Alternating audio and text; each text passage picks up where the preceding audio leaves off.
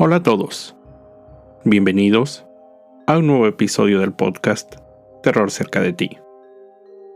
Como cada capítulo, quiero agradecer a todos los que, semana a semana, escuchan el podcast, así como dar la bienvenida a los que lo hacen por primera vez. No olviden seguirme en Spotify y calificar y dejar un comentario en iTunes. Esto ayuda a que el podcast llegue a más personas. Recuerden seguir mis redes sociales, @terrorcerca, en Facebook e Instagram, donde publico contenido adicional a los episodios. Y junto con el correo electrónico, terrorcercadeti@gmail.com, es la forma en que me pueden hacer llegar sus sugerencias de historias o sus propios relatos. Esta semana les traigo una historia que sucede en la ciudad de Nueva York. Era el año de 1799. Gulielma Emory Sands, conocida por todos como Elma, de 22 años, vivía en una pensión en el número 208 de la calle de Greenwich, en el barrio hoy conocido como Soho, de la isla de Manhattan. Elma conoció a Levi Weeks, un carpintero que vivía en la misma pensión. Los jóvenes se enamoraron y planearon escaparse para poder casarse. La noche del domingo 22 de diciembre, Elma salió de la pensión con la ilusión de casarse con su enamorado. Su prima, Catherine Ring, además dueña de la pensión, sabía sobre los planes de Elma, quien había contado de su relación con Levi iniciada unos meses antes. Catherine dijo que alrededor de las 8 de la noche escuchó la puerta de la pensión cerrarse, pero que no vio salir a Elma o a Levi del lugar. Más tarde, poco después de las 10 de la noche, él regresó a la pensión, preguntando por Elma. Aparentemente no sabía dónde estaba. Inició una investigación para saber el paradero de la joven. Algunos testigos declararon haber visto a Elma cerca de Lispenard's Meadow, una zona húmeda, un humedal cercano. Estaba en compañía de 2 hombres. Sin embargo, estos hombres no pudieron ser identificados.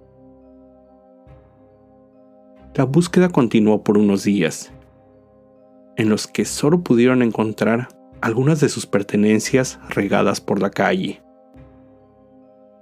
Esto continuó hasta 11 días después, cuando el cuerpo de Elma fue encontrado.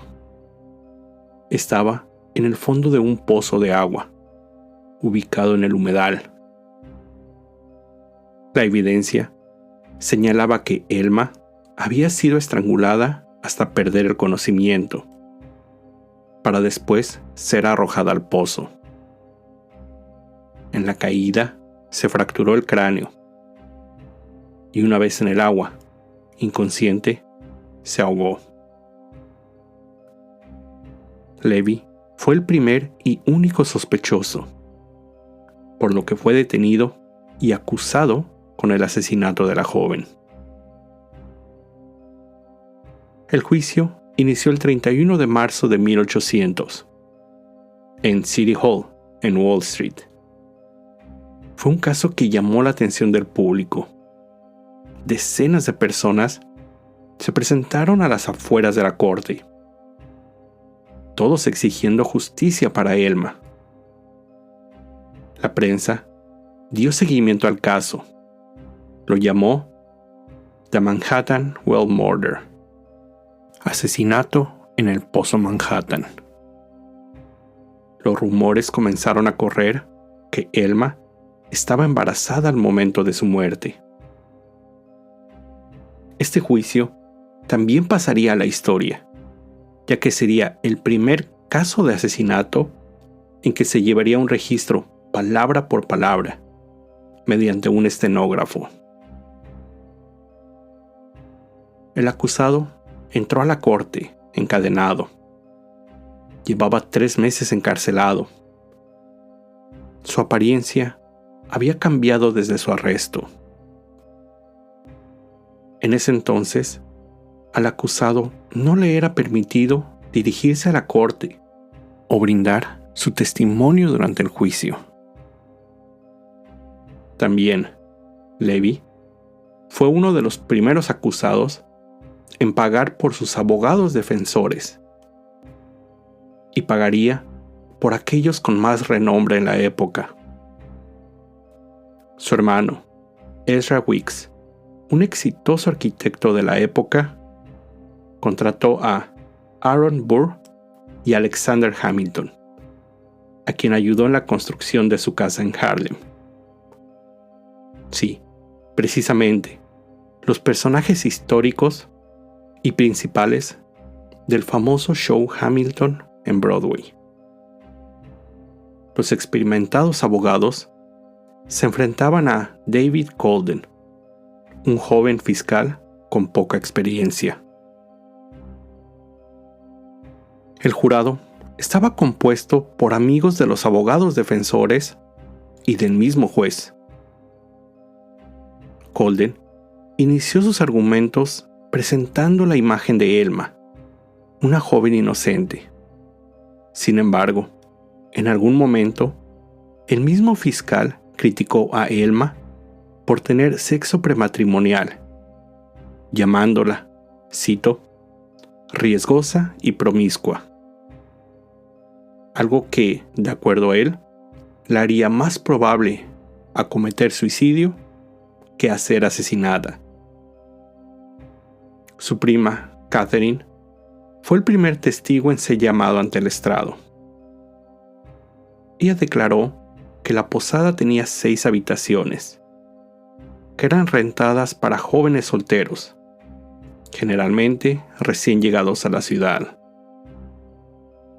Durante su testimonio, era frecuentemente interrumpida por los abogados defensores, tratando que sus palabras perdieran veracidad ante el jurado. Ella declaró que la noche anterior a su desaparición, Elma le contó sus planes para escaparse con Levy. Agregó que los otros huéspedes de la posada sabían de la relación que mantenían los jóvenes. Al recordar la noche de la desaparición, ella dijo que se quedó esperando el regreso de Elma, el cual no sucedió. Recordó que Levy regresó buscándola también. Ella declaró que la mañana siguiente, él se mostró inquieto y comenzó a realizar un alboroto por no saber el paradero de Elma. A esto le siguió un llanto desconsolable. Él decía, entre lágrimas, cito, estoy arruinado.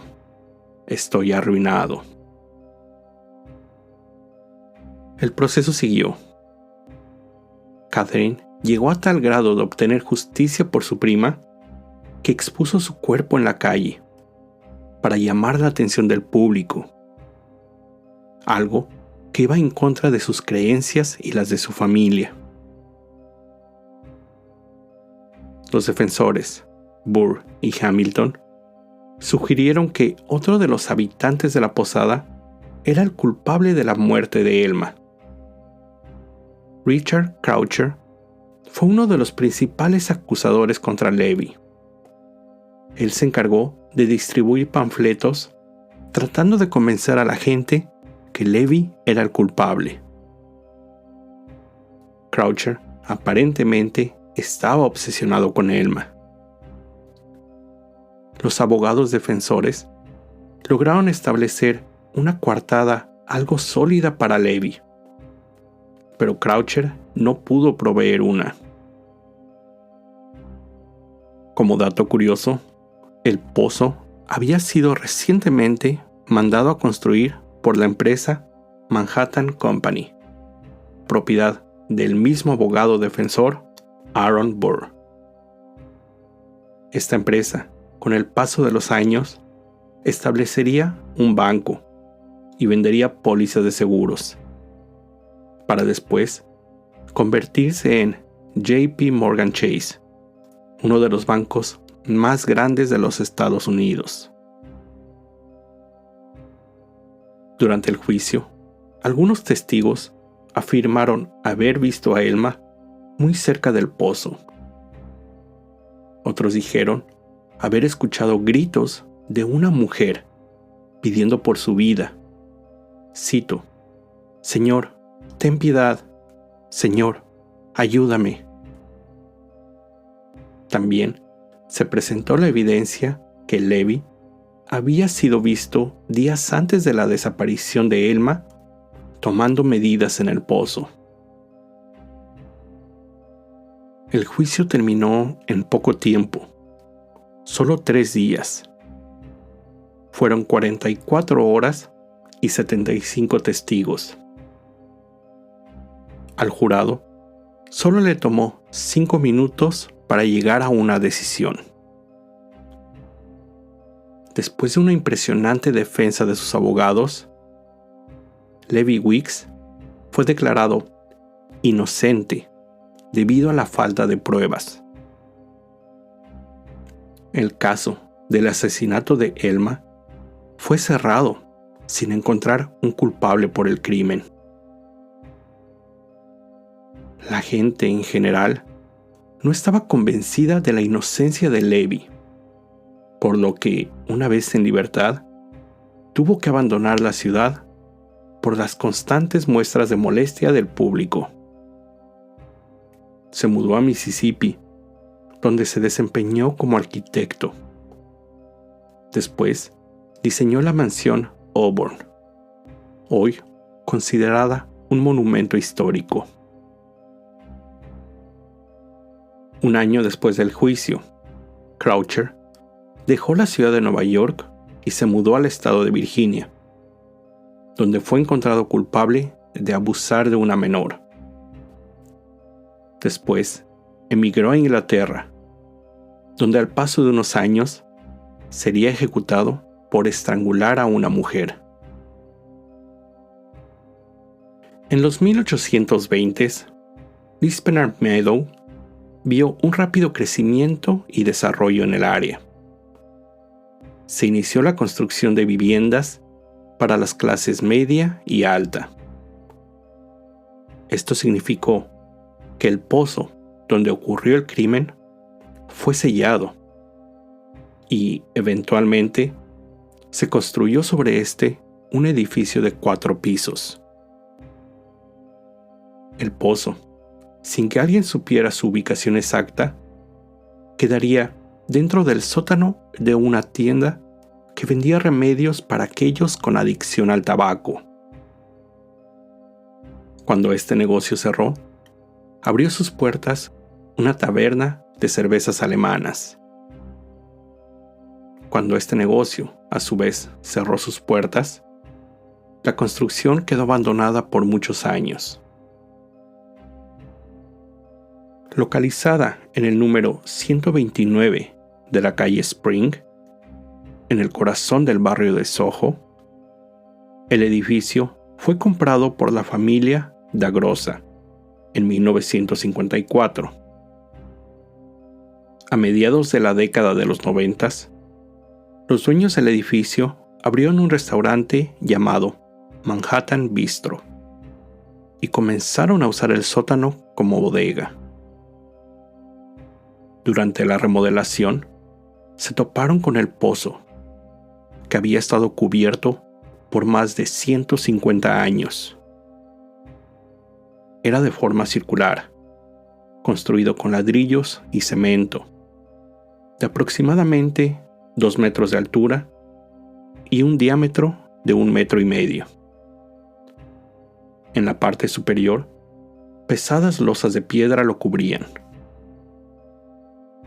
Los dueños dijeron que al descubrir el pozo, tuvieron una sensación inquietante y que a pesar de tener tanta antigüedad, la construcción aparentaba ser nueva, como si no hubieran pasado los años. A partir de ese momento, comenzaron a suceder diferentes eventos difíciles de explicar. Los empleados del restaurante decían sentir que alguien los observaba en el sótano. Vasos, copas y botellas de vino caían al piso, rompiéndose, cuando no había nadie en el lugar. Los meseros eran encerrados en la cava cuando estaban solos. Un ayudante aseguró haber visto a una mujer usando ropa antigua, escurriendo agua.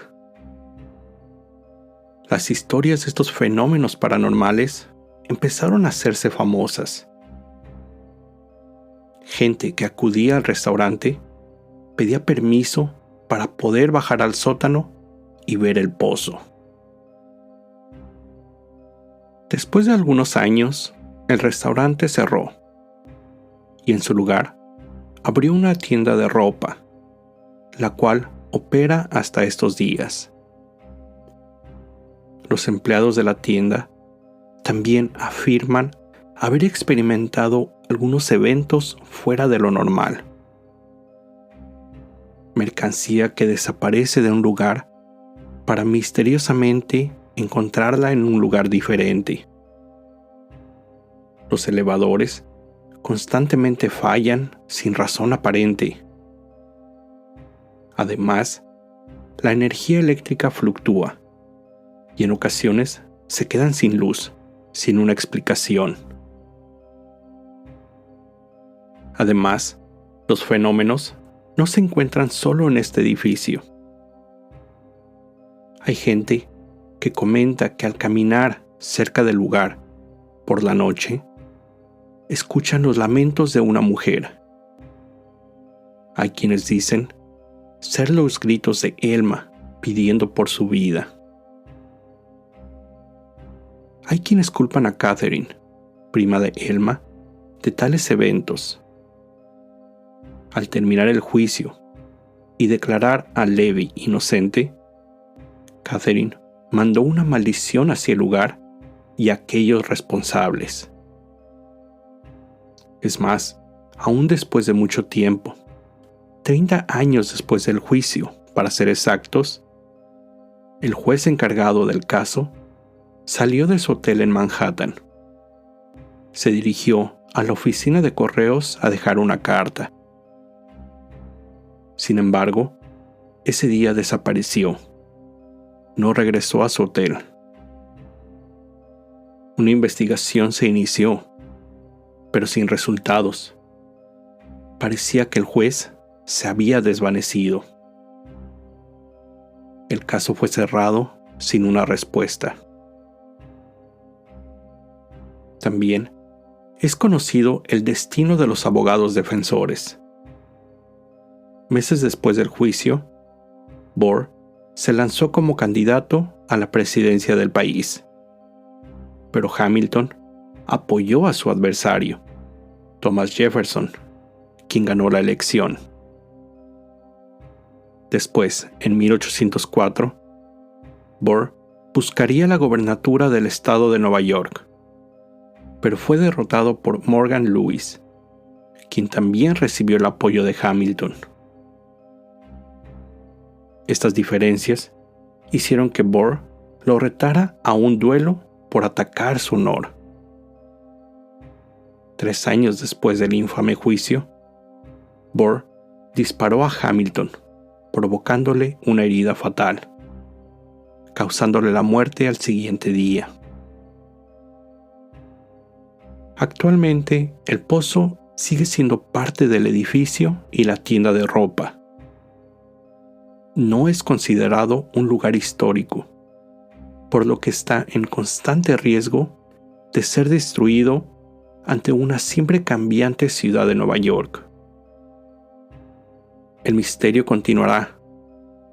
Tal vez nunca sepamos la verdad sobre quién asesinó a la joven Elma Sands, y su espíritu seguirá deambulando por las calles de Soho. El edificio que contiene el pozo ha sido señalado como uno de los lugares más embrujados de la ciudad de Nueva York.